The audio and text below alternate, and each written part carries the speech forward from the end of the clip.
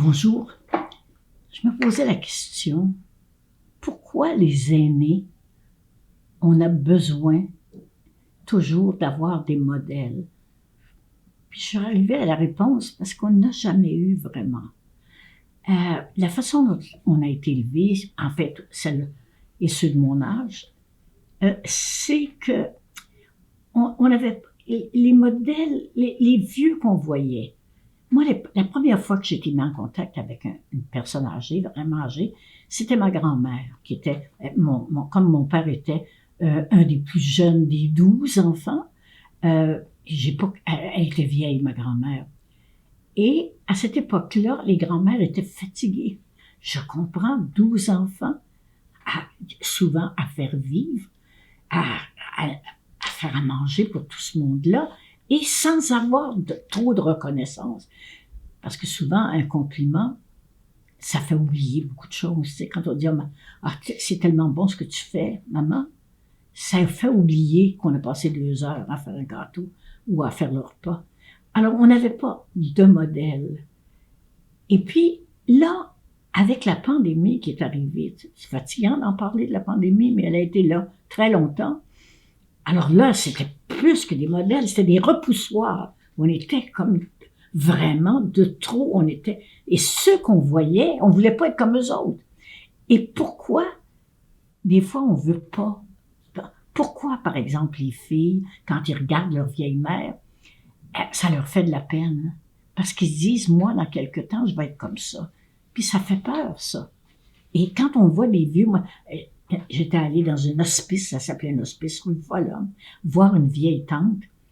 Et puis, je suis restée marquée par ça. Je me suis dit, je veux pas être vieille. Je serai jamais vieille pour pas être comme ça. Alors, on n'était pas on n'avait pas de modèle, on avait que des repoussoirs, que des gens qu'on voulait pas être comme. Pas une phrase, là. C'est pas français, mais enfin, on ne voulait pas être comme ça. On voulait pas être comme ça. Alors là, il faut montrer comme on vit longtemps, comme on a des bons médecins, qu'on a une bonne façon de vivre. On vit très vieux, puis on va vivre de plus en plus vieux. Quand je pense qu'une petite fille qui naît en ce moment, ou un petit gars, va vivre jusqu'à 120 ans. En ce moment, quand ils naissent en ce moment, écoute, c'est pas des farces, c'est long, ça. Donc, c'est de longues années à être en dehors de la société, à être banni. Alors, il faut faire quelque chose. Donc, il faut chercher des modèles. Et puis, pourquoi chercher un modèle?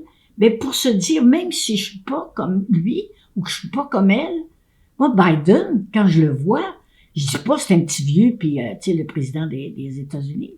Je me dis, hey, il est rendu là. OK, il s'enfarge des fois dans ses pieds, mais il pourrait être en béquille aussi. Tu sais, et puis ça serait pas si pire. Il y a des jeunes en béquille, puis on dit pas qu'ils sont moins intelligents pour ça.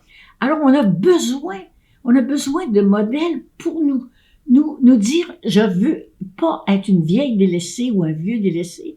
Je veux être quelqu'un. Être entendu, être écouté et entendu et cru. Et cru. On n'est pas entendu.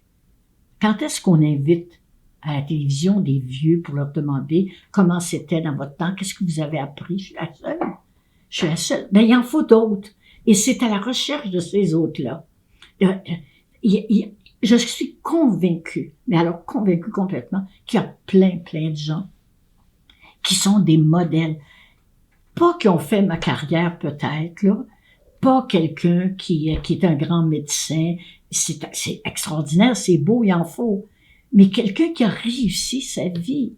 Ben, s'ils sont trop modestes, ben, que ce soit la fille, que ce soit la cousine, ou que ce soit le voisin qui écrive, voici ma voisine, elle sait pas, mais elle est extraordinaire. C'est ça que je veux entendre.